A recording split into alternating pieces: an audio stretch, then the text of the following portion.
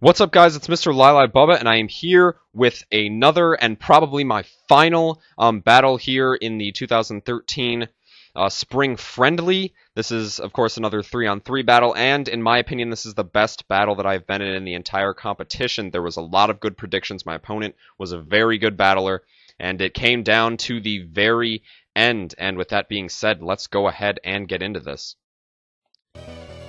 I am going to choose to lead with my Gliscor. My opponent is going to, I believe, choose his Jellicent. Yeah, he goes with his Jellicent, and right off the bat, a big misplay. I've been working on getting better with predicting on the first turn with this Gliscor, because it is a very good lead, but only if you use it correctly, and what I should have done here is gone for the sub, but I also didn't want to risk him using Taunt, so I choose to go for the Protect, and unfortunately that allows him a free switch into Tangrowth. If that had not been the case, I could have gotten this this Tangrowth poisoned, and that would have been very, very beneficial.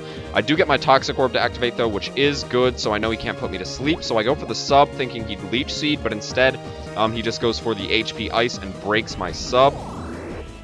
So I decide to switch out into my Keldeo, hoping actually that he would try to go for the HP Ice again, thinking I'd try to Toxic him.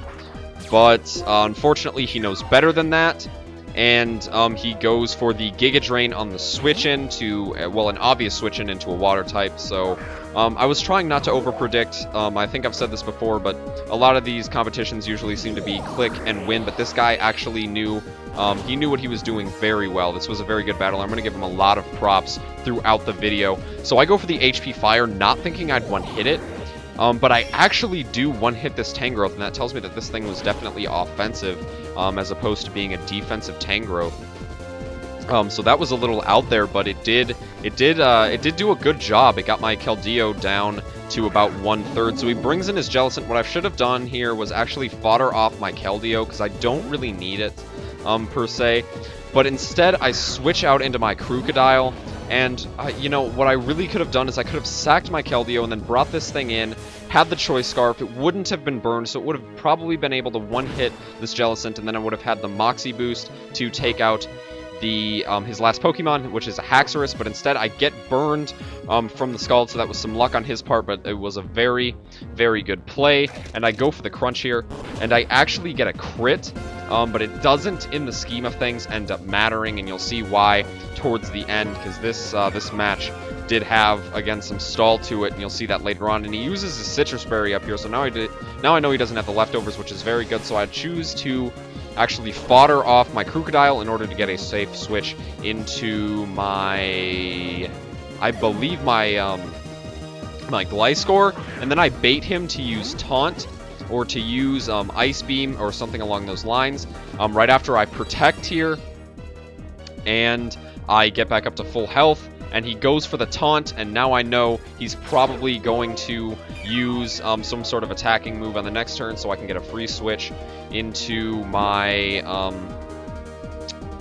or never mind, I am completely wrong. He goes for the Recover here as I go for the sub, and so this is not very good for me, but fortunately I'm going to be able to Toxic this Jellicent. I know he's not going to switch out into his Haxorus, because he probably doesn't want his Haxorus poisoned, and that actually is a true thing, because you'll see that he does have a reason to avoid things like Toxic with his Haxorus, but he gets off the Taunt, and that's very bad for me. I choose to just stay in and go for 1 EQ until he breaks my sub, because I know that if I switch out, I'm going to be getting hit anyway. So I decide to let the poison damage do its thing, and then I go for an EQ. And I don't really do that much to this Jellicent, because this thing is very bulky. And then I believe his Cursed Body, yeah, right off the bat, his Cursed Body disables my Earthquake, and that's not very good for me whatsoever. He goes for the Scald, breaks my sub, and now I know that I have to switch out, but fortunately this poison damage is racking up on the Jellicent, so I'm assuming that he's also going to switch out, or he's going to go for Recover. But I'm hoping actually that he'll switch out, because I don't have anything to hit this thing with on my Keldeo. So I switch out, and he could have won the match if he would have stayed in with his Jellicent here, but instead he chooses to switch out, and he goes out into his Haxorus, and at this point I'm just praying that Focus Blast is going to hit, because I don't think even with the choice specs that I could one-hit this Haxorus, but it doesn't end up mattering actually, because I go for the Focus Blast, and, you know, I'm thinking I'm going to knock this thing out, and then I'm just going to have to wall out this Jellicent, and then things will be good, but he carries a Focus Sash on his Haxorus, and he's going to go for the EQ and kill off my Keldeo, which is not good for me. That means I'm going to have to go up against the Haxorus, which I'm not too scared of, and the Jellicent, which I am pretty scared of, with my Gliscor. And actually, this is only about the halfway point of the battle. This is where things really start to get interesting. So he goes for the taunt here, and that's bad. I did go for the EQ anyway, but I get off. I can't use the sub, or no, I do try to go for the sub here, but he goes for the Outrage, and he doesn't even do half, so that's good for me. I knew that because this Gliscor is max HP and max defense, so this Gliscor can definitely take hits like that. So I go for the EQ. The crit did not matter, of course, because he was at 1 HP, and his Haxorus faints, and he brings in his last Pokemon, which is Jellicent, so it's just my Gliscor versus his Jellicent. This is where it really starts to get stally, and I'm going to try to keep the commentary as interesting as possible. I go for the EQ, hoping that I'd be able to take it out, but unfortunately he lives with a fraction of HP, and he's able to get off the recover, and he gets back up above half health, back into the green, which is really not good. And at this point, I'm not foreseeing a way that I can win this match. I'm thinking that I'm going to lose for sure, but I get really, really lucky here because my taunt wears off after the minimum amount of turns, so I'm able to go for the Protect, and I think he actually ends up going for a Recover again. Yeah, he goes for the Recover again, probably predicting a sub or a Protect, but actually knowing either way that he'd be able to live. So I get the Poison Heal back again, and this is where I go for the sub, and I don't think he breaks it on this turn. I think he goes for the Taunt, which is really not good. The Taunt and Cursed Body combo on this Jellicent was just horrible. It completely matched my Gliscor, and I was a little bit lucky to have won this, but I didn't get lucky in terms of crits or anything like that. I got lucky mostly in terms of plays that were made.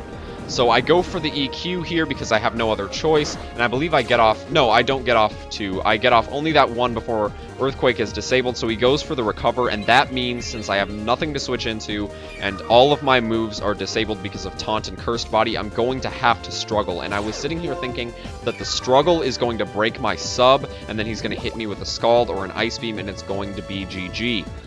But luckily, I did not know this at the time. Struggle does not break through subs. You take your own health, but you do not break your sub. And that was really, really good. I wasn't sure about that. So he goes for the Recover again. He's just going to spam that. And I believe that has about 10 PP or something like that. So I knew that I could stall him out of Recovers, and then it'd just be a matter of time before I won the match. But I was just hoping that you know, he wouldn't break my sub, or I was just hoping that my taunt would wear off. I believe he goes for the Scald here and breaks my sub, and I'm sitting there going, please, taunt, wear off. He goes for the Scald, of course, breaks my sub, like I was saying, and at this point I was like, if taunt does not wear off this turn, it's game over. But I get very lucky again, and taunt does wear off after that turn, after I get my Poison Heal damage back, so I'm able to, I believe, go for the Protect right here. And he's starting to take a heap of damage from the Toxic, so I know that he's going to want to do something like use Recover, but I go for Protect anyway, not to risk it. And it was a bit of an over-prediction, or he knew that I'd predict that, and he went for the Recover to match my prediction. So he goes for the Recover, but I know he's definitely running out of those, and I'm continuing to get Poison Heal back. So at this point, things are looking good for me, as he is taking more and more damage, and I'm no longer disabled on EQ, but I go for the sub as to not risk it, because I know that if he goes for Recover here, that's the only way he's going to live, because he'd probably die from the poison damage. So he's forced to go for the Recover, and he gets the Recover off.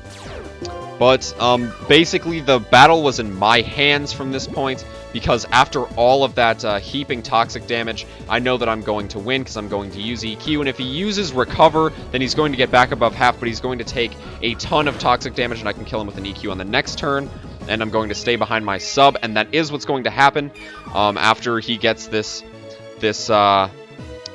Recover back. He's going to get hurt from his toxic as I take the Poison Heal.